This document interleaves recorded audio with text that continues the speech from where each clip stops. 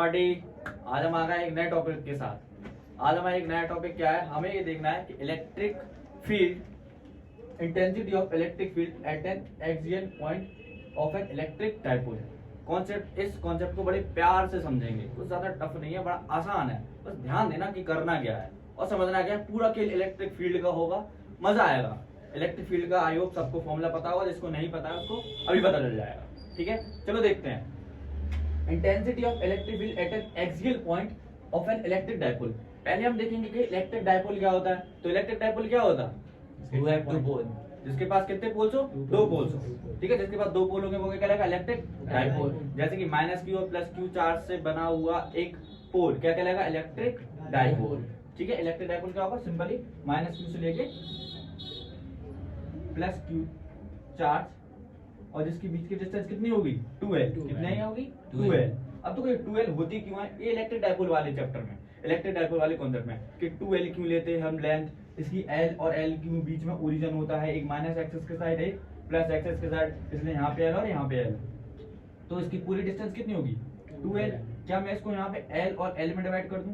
यहाँ से यहाँ तक l में और l में। ठीक है, अब देखो इलेक्ट्रिक डाइपोल पूरा 2l होता, लेकिन हमने इसके ओरिजिन से कितना ले लिया? इस साइड l और इस साइड l, क्योंकि लेंथ कभी माइनस में नहीं ली जाती, इसलिए हमने इसको दोनों साइड कैसे लिया? पॉजिटिव, क्योंकि लेंथ कभी माइनस में होती है क्या? नहीं होती। अब देखो एक्सियल पॉइंट का मतलब होता क्या है? एक्सियल पॉइंट मतलब होता है कि जो तुम्हारा डाइपोल है उसके एंड पोजीशन पे, कहां पे? एंड पोजीशन, मतलब जहां डाइपोल जा रहा उसी डायरेक्शन के एंड में, वो क्या कहलाता है? उसका एक्सियल पॉइंट। क्या कहलाता है? Axial point. तो हम मान लेते हैं कोई चार्ज है, पॉइंट चार्ज है, टेस्ट चार्ज, बिल्कुल छोटा सा। ठीक है, हमने बताया था टेस्ट चार्ज क्या होता, क्या होता है? जिसकी इलेक्ट्रिक फील्ड बिल्कुल ना हो, सिर्फ टेस्ट करने के लिए हो, बिल्कुल छोटा चार्ज होता है कि नहीं है? हम चेक कैसे करेंगे भैया? हमें तुम्हें पावर चेक करनी, तो तुम्हारी पावर कैसे चेक करेंगे? हम तुम्हें छोटे बच्चे के सामने तो लड़ाएंगे। अब तुम्हें बड़ा और बराबर बच्चे के साथ लड़ा देंगे, तुम्हें तुम्हारे जैसे हाइट के, बॉडी जैसे, तो क्या होगा? वो तुम में दो देगा, तुम उसमें दो दोगे, कुछ होगा क्या? नहीं होगा। तुम्हें पूरी पावर का पता चल पाएगा? नहीं पता। इसलिए हम क्या लेते हैं उसकी जगह? पॉजिटिव टेस्ट चार्ज, इसकी पूरी इंटेंसिटी जानने के लिए। ठीक है, तो हम देखेंगे पॉइंट चार्ज ले लिया जो किस पॉइंट पे? पी पॉइंट पे। ठीक है, हमने इसका भी नाम दे दिया, ये ए पॉइंट है और ये बी पॉइंट है। ठीक है, इसमें कोई दिक्कत नहीं होनी चाहिए। अब देखो, अगर ये यहाँ से ओरिजिन है, क्या है? ओरिजिन। हमने मान लिया इस ओरिजिन से यहाँ तक की इस पी पॉइंट की डिस्टेंस कितनी है? आर। कितनी ले ले? आर। इस टेस्ट चार्ज की डिस्टेंस कितनी ले लें हम? आर। कोई दिक्कत है क्या? डायग्राम समझ लो बस। अगर डायग्राम समझ में आ गया तो सब कुछ बड़ा आसान है। ठीक है, इसलिए डायग्राम पे बिल्कुल अच्छे से फोकस करना। देखो हमने तो बताया था जब इलेक्ट्रिक लाइन ऑफ फोर्स पढ़ा रहे थे। अच्छा ये बताओ, प्लस चार्ज की इलेक्ट्रिक फील्ड किस साइड होती? आउटवर्ड या इनवर्ड? आउटवर्ड होगी। तो अगर ये प्लस चार्ज इस पे इलेक्ट्रिक फील्ड, इस पे इलेक्ट्रिक फोर्स आएगा तो किस डायरेक्शन में होगा? इलेक्ट्रिक आउटवर्ड डायरेक्शन में जाएगा। कह सकते E1 कहाँ होगा? बाहर की साइड होगा। अब माइनस चार्ज कहाँ होता है इसकी इलेक्ट्रिक फील्ड? अंदर की साइड या बाहर की साइड? इनवर्ड होता है। तो ये इसको कहाँ खींचेगा? अंदर की तरफ खींच लेगा, तो मतलब E2 क्या आएगा? अंदर की तरफ। ये देखो ये चार्ज है, ये इतना समझ में आया?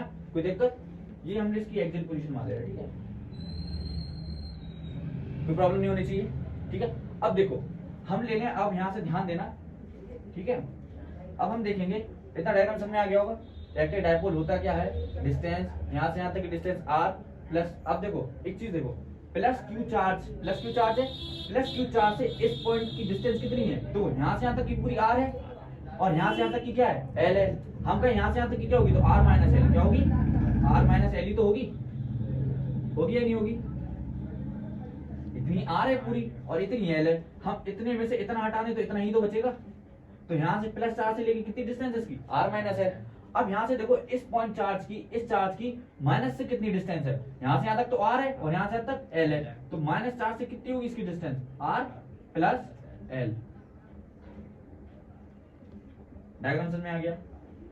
डायग्राम में कोई दिक्कत नहीं? पूरा सब समझ में आ गया? टेस्ट चार्ज है, इलेक्ट्रिक फील्ड किस साइड जा रही है, किस साइड जा रही है, हमने पढ़ा था इलेक्ट्रिक लाइन ऑफ फोर्स में, अच्छे से पढ़ लिया था। कोई दिक्कत तो नहीं है? ठीक है, अब हम देखेंगे कि प्लस चार्ज की वजह से कितनी इलेक्ट्रिक फील्ड इस पे जनरेट हो रही है। सही है, हम देखेंगे प्लस चार्ज की वजह से इस पे कितनी इंटेंसिटी आ रही है प्लस चार्ज की। तो हम लिखेंगे इलेक्ट्रिक फील्ड या intensity of electric field due to positive charge. Positive charge की वजह से कितनी इलेक्ट्रिक फील्ड जनरेट होती है देखते हैं। देखो पॉजिटिव चार्ज की वजह से कितना ही होगी, हमने पता था कि इलेक्ट्रिक फील्ड का फॉर्मूला क्या होता है 1/4 epsilon naught q upon r square, यही होता है। तो देखो पॉजिटिव चार्ज है, ठीक है।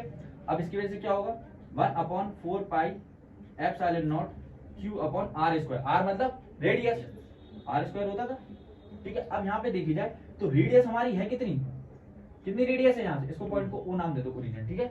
रेडियस कितनी है प्लस चार से, r माइनस एल है या नहीं है प्लस चार से कितनी डिस्टेंस है r माइनस एल। तो यहाँ पे अगर हम फॉर्मूले में पुट करें वैल्यू तो 1/4 epsilon naught q upon r minus L का होल स्क्वायर, सही आएगा, कोई दिक्कत, सही है ना। अब देखो हम किस पे चेक करेंगे, अब किसके लिए निकालेंगे, माइनस क्यू चार्ज के लिए, किसके लिए माइनस क्यू। अब यहाँ पे सेम लिखना intensity of electric field due to minus Q charge, ठीक है ना। माइनस क्यू चार्ज की वजह से कितनी इलेक्ट्रिक फील्ड जनरेट हुई, देखो माइनस क्यू से अब यहाँ से रेडियस कितनी है, माइनस क्यू चार्ज से इस पॉइंट तक की कितनी डिस्टेंस है, पूरी r प्लस एल। तो सिंपल है, क्या रखोगे 1/4 एप्सिलॉन नॉट q अपॉन, अब यहाँ पे हम डायरेक्ट लिख देना r प्लस एल का होल स्क्वायर, ठीक है ना, समझ में आ गया नहीं आ गया।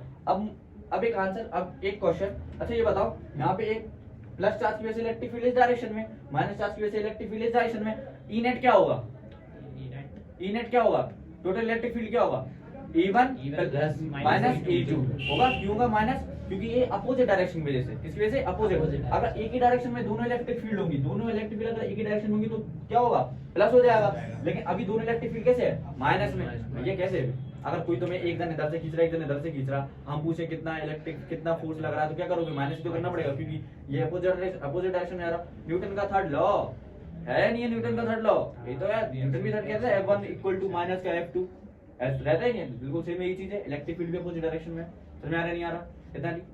चलो इसका स्क्रीनशॉट ले लो, इसको लेना है, इसका स्क्रीनशॉट ले लो, ठीक है, इसका स्क्रीनशॉट हो गया होगा। अब आगे देखते हैं, ठीक है, अब हम आगे देखेंगे क्या होगा।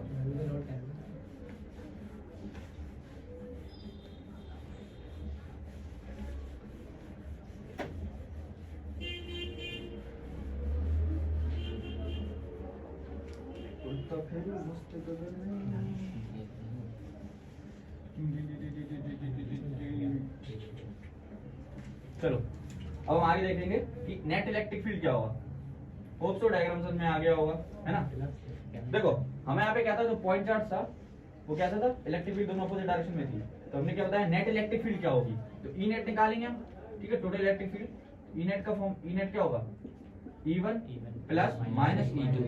देखो कोई चीज को टोटल निकालने के लिए करते तो हम प्लस ही हैं, लेकिन ये माइनस कहाँ से आ गया, minus due to opposite direction, क्या अपोजिट डायरेक्शन की वजह से माइनस। अब देखो हम कह भी देते कि हाँ माइनस चार्ज की वजह से माइनस आ गया, तो बात समझो पहले, माइनस चार्ज की वजह से क्या है माइनस प्लस चार्ज है, अब एक आउटवर्ड होगी कि इनवर्ड होगी, होगी नहीं होगी, तो बात तो कैंसिलेशन की है, तो माइनस चार्ज से ले लो चाहे ऐसे ले लो, जिस तरीके से समझना चाहते हो वैसे समझ लो, है कि नहीं। तो अब समझेंगे हम ई नेट, ठीक है, अब निकालेंगे क्या होगा टोटल इलेक्ट्रिक फील्ड। E1 हमारे पास कितना आया था प्लस चार्ज के लिए, कितना आया था प्लस चार्ज के लिए 1/4 epsilon naught q upon r minus L का होल स्क्वायर। अब देखो प्लस माइनस क्या होगा माइनस, तो माइनस लिख दे रहे हैं 1/4 epsilon naught q upon r plus L का होल स्क्वायर, ठीक है। अब यहाँ पे से कॉमन क्या आ गया है 1/4 एप्सिलॉन नॉट q कॉमन आ गया, यहाँ पे क्या बचेगा 1/r माइनस एल का whole square minus 1/r plus L का होल स्क्वायर, ठीक है। अब देखो क्या है, कभी कभार थोड़ा सा दिमाग लगाया करो, सोचा करो। अच्छा मैं ये बताओ कि हमने मतलब प्लस वाली इलेक्ट्रिक फील्ड से माइनस वाली को ही माइनस क्यों किया, हम चाहते तो माइनस से भी कर देते, है कि नहीं है। डायग्राम को जरा देखो, डायग्राम को देखना, डायग्राम को देखो जरा गौर से कि हमने जो लिया है कि यहाँ पे क्या था प्लस चार्ज वाले की इलेक्ट्रिक फील्ड से माइनस की चार्ज की इलेक्ट्रिक फील्ड को माइनस किया, ये किसकी इलेक्ट्रिक फील्ड थी प्लस वाले चार्ज की, ये किसकी थी माइनस, ऐसा क्यों किया, हम चाहते तो माइनस से प्लस भी कर देते।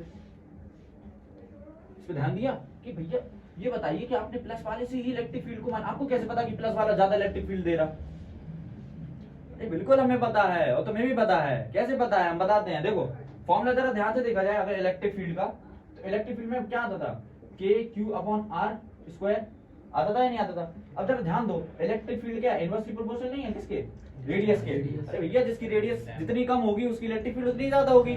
तो यहाँ पे देख रहे हो तो तुम रेडियस कम थी इसके मुकाबले, तो जिसकी प्लस चार्ज की रेडियस कम थी इसकी इलेक्ट्रिक फील्ड क्या होगी, ज्यादा ही तो होगी। इससे होगी या नहीं होगी माइनस, तब समझे? बड़े वाले से और माइनस कैसे, बड़े में से छोटी को तो करते हो, तो हमने बड़ी वाली इलेक्ट्रिक फील्ड से छोटी वाली इलेक्ट्रिक फील्ड को माइनस कर दिया।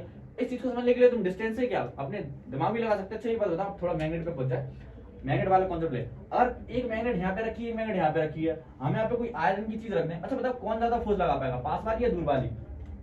पास वाली लगाएगी, लगाएगी नहीं लगाएगी, क्योंकि रेडियस क्या है, कम है, तो ज्यादा फील्ड होगी या नहीं होगी, इसी चार्ज में है, सिंपल। समझ आगे नहीं है? देखो अब देखेंगे इसके आगे।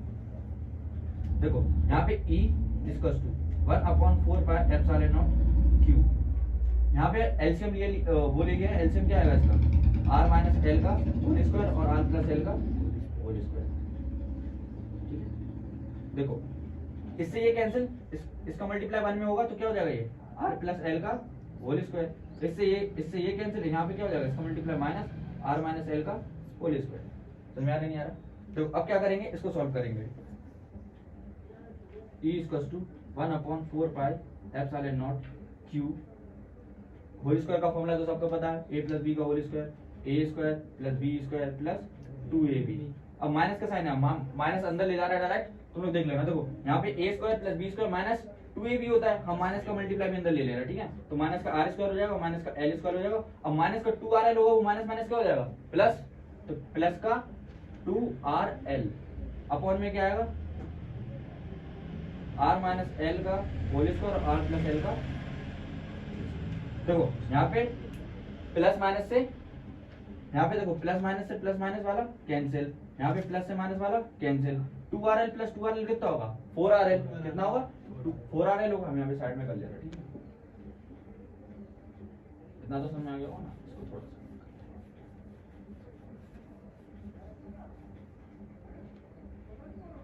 देखो यहाँ पे क्या बचा, E इक्वल्स टू, प्लस वाले माइनस सब कैंसिल हो गया, सिर्फ यहाँ पे क्या बचा, E equal to 1/4 pi epsilon naught Q। यहाँ पे कितना बचा, 2rl और 2rl कितना होता है, 4rl। तो कितना आ जाएगा, 4rl अपॉन में देखो r माइनस एल का होल स्क्वायर और r प्लस एल का होल स्क्वायर है नहीं, मतलब a माइनस बी और a प्लस बी। तो a minus B into a plus B किसका फॉर्मूला होता है, a square minus B square. तो ये तुम्हें नहीं लगता है कि r square minus L square का होल स्क्वायर हो जाएगा? मैथमेटिक्स पढ़े हो, बिल्कुल पढ़े, ठीक है? देखो अब यहाँ पे क्या हो जाएगा, E equal to 1/4 pi epsilon naught. अब यहाँ पे ध्यान देना क्या करेंगे हम, ठीक है? ध्यान से देना क्या करने वाले हैं। देखो यहाँ पे क्या है, 4rl है और ये Q है। अब हम क्या करेंगे, Q इंटू 4rl को कैसे लिख देंगे, 2l इंटू 2r लिख सकते हैं, लिख सकते हैं नहीं सकते, लिख सकते हैं। अपॉन में क्या आ जाएगा, r square minus L square का होल स्क्वायर।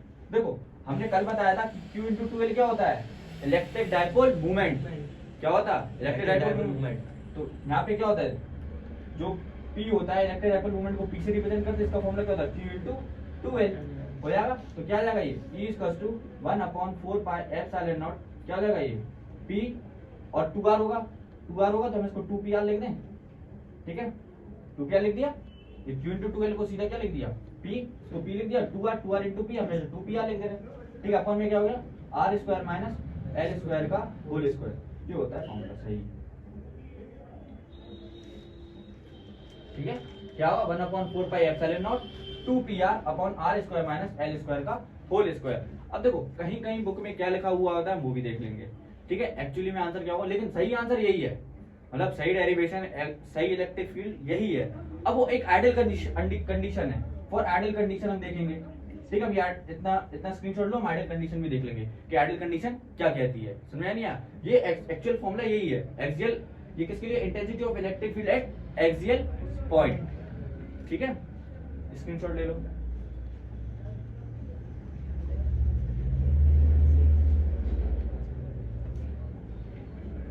आई होप ले लिया होगा, ठीक है? तो हम देखेंगे फॉर आइडियल कंडीशन जो बुक में मिलती है,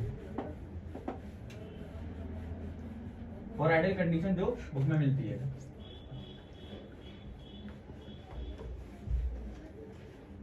ये नहीं सोचना हम हाथों से क्यों रब कर रहे हैं, टाइम बचेगा, ठीक है, अब इसको धूलो डस्टर को अगर रब करो तो हमें आती काफी है। देखो अब देखेंगे क्या for ideal condition. Ideal condition मतलब क्या है, मतलब एक काल्पनिक है, कल ऐसा होता नहीं है, ठीक है। बहुत कम। देखो क्या होगा कि जो तुम्हारा सेपरेशन है, मतलब जो तुम्हारी आर डिस्टेंस है, वो काफी बड़ी होगी डायपोल से। समझ में आ रहा? मान लो तुम्हारा ये डायपोल है, समझना जरा ध्यान से। मान लो डायपोल है -q से +q चार्ज, इसकी बीच की डिस्टेंस कितनी है 2l रहती है, ठीक है। और यहाँ से यहाँ तक डिस्टेंस कितनी है इस ओरिजिन से r, इस टेस्ट चार्ज की कितनी है r। तो इस कंडीशन में तुम्हारा r क्या होना चाहिए, काफी ज्यादा बड़ा होना चाहिए इस डायपोल से। मतलब डायपोल छोटा हो और टेस्ट चार्ज कहाँ रखा हो, बहुत दूर रखा हो, तब जाके क्या होगा, ये वाली कंडीशन अप्लाई होगी। इसलिए इसको क्या कहते हैं, फॉर आइडल कंडीशन। समझ में आ गया नहीं आ गया? अब देखते हैं आइडल कंडीशन मतलब क्या कहता है।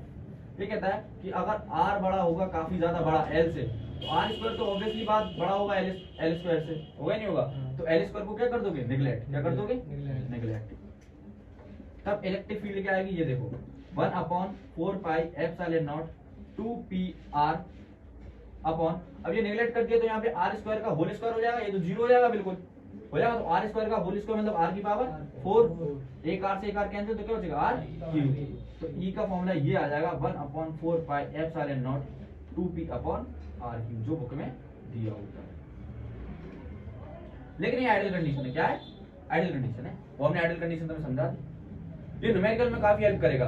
अब न्यूमेरिकल में इसको कैसे पहचानूंगी कि ये वाला फॉर्मूला लगाए, ये वाला फॉर्मूला। ध्यान देना, क्या ध्यान देना कि जो डायपोल की जो डिस्टेंस, डायपोल की जो लेंथ दी है वो कितनी है और रेडियस कितना है। मान के चलो तुम्हें डायपोल तुम्हें दिया है 3 mm, डायपोल की लेंथ कितनी थी 3 mm, और तुम्हें क्या दे दी, जो डिस्टेंस है r काफी ज्यादा बड़ा दे दिया, जैसे कि हमें दे दिया 2 मीटर 1 मीटर। समझ आ रही है? इसके मुकाबले देख रहे कितना ज्यादा बड़ा है, कहाँ मिलीमीटर, ये बहुत ज्यादा बड़ा है। इस कंडीशन में क्या वाला फॉर्मूला यूज करोगे, ये वाला। लेकिन अगर ये जाके सेंटीमीटर में आ जाए, क्या है सेंटीमीटर, तो इतना ज्यादा गैप नहीं है, तो कौन सा वाला फॉर्मूला इस्तेमाल करोगे, ये वाला। ठीक है, कंफ्यूज होते हैं बच्चे कि अगर फॉर्मूला कौन सा यूज करें। ज्यादातर फिलहाल ये यूज होगा ज्यादातर, ठीक है, लेकिन ये भी देख लेंगे हम पहले। तो आई होप आपको ये सब समझ में आया होगा। Electric dipole eight axial, intensity of electric field at axial point. Thank you for watching, सब समझ में आया होगा।